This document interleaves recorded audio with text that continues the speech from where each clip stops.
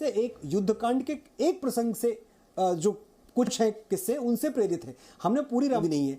तो जब हम आदिपुरुष कहते हैं which is heavily inspired by Ramayana, तो इसके साथ जो स्क्रीन प्ले एडॉप्टेशन आता है, वो स्क्रीन प्ले एडॉप्टेशन के लिए किसी भी तरह का सवाल मुझसे नहीं होना चाहिए। कथा के लिए किसी भी तरह का सवाल मुझसे नहीं होना चाहिए। रामानंद सागर जी के रामायण में सोशल मीडिया नहीं थी, उस जमाने में नहीं थी, बहुत बहुत बड़ी चीज थी, वो इससे बच गए।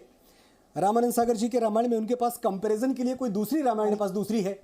अब हर बात पे तो हमारी तुलना वहीं से होती है, ये उनके लिए अच्छी बात थी। उन्होंने बहुत बढ़िया रामायण बनाई। लेकिन मैं एक बात और जानता हूं कि आज रामानंद सागर जी की मैं आपको बता रहा हूं ना कि आज अगर मेरी रामायण और माताश्री इस तरह के संवाद लिखे जाएंगे, मैं आप ऐसे कह सकता हूं कि बच्चे नहीं सुनेंगे। मुझे बच्चों तक बात पहुंचानी थी, इसलिए मैं भैया बुलवाता हूं इतने सरल शब्दों में कि मुझे ज्ञान नहीं है कि भैया बुलवाना है, भ्राताश्री बुलवाना है, पर मैं भ्राताश्री बुलवाना ही नहीं चाहता क्योंकि भैया में ज्यादा रस है, ज्यादा अपनापन है, ज्यादा सरलता है। तो आप ये समझ के देखें कि 2023 में ये पिक्चर दिखाई जा रही है और 2023 के दर्शक मार्वल यूनिवर्स में जीते हैं, वो डीसी के यूनिवर्स में जीते हैं, बड़ी बड़ी फिल्में देखते हैं। वो सिर्फ इसलिए कि हमारे भगवान श्री राम हैं।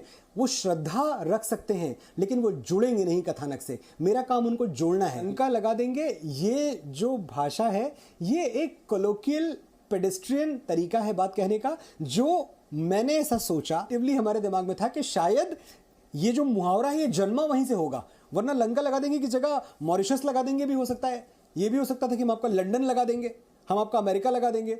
तो हमें ऐसा लगा एक बाल सुलभ तौर पे सोचते हुए कि लंका लगा देंगे। हो सकता है इस मुहावरे का जन्म वहां से हुआ हो जब भगवान श्री राम ने एक बेटी, जो आर्यावर्त की जम्बूद्वीप की एक बेटी थी, उसकी रक्षा के लिए, उसकी सुरक्षा के लिए पूरी लंका फूंक दी। हो सकता है इसका जन्म वहां से हुआ हो मुहावरे का। तो ये हमारा एक क्रिएटिव फ्रीडम थी। हम ये डायलॉग भी बदल रहे हैं आपके लिए, आपको नहीं अच्छा लगा हम बदल रहे हैं।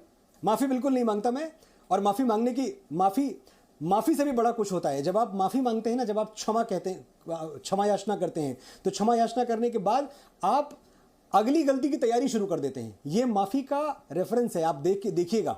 मैं क्षमा मांगने की जगह मैं इसको एक्शन में डाल रहा हूं, मैं कर्म में डाल रहा हूं। क्षमा मांग के मैं बोल दूं चलिए सॉरी मुझसे गलती हो गई, ये सॉरी तो हम दिन भर में 1000 बार बोलते हैं। उस सॉरी का मतलब क्या है? मतलब ये है कि मैं आगे बढ़ा, मैंने एक्शन में डाला, मैंने काम करके दिखाया। जो आपको पसंद नहीं आया वो हटा, जो आपको चाहिए वो आपको 2 दिन बाद सिनेमा में मिलेगा।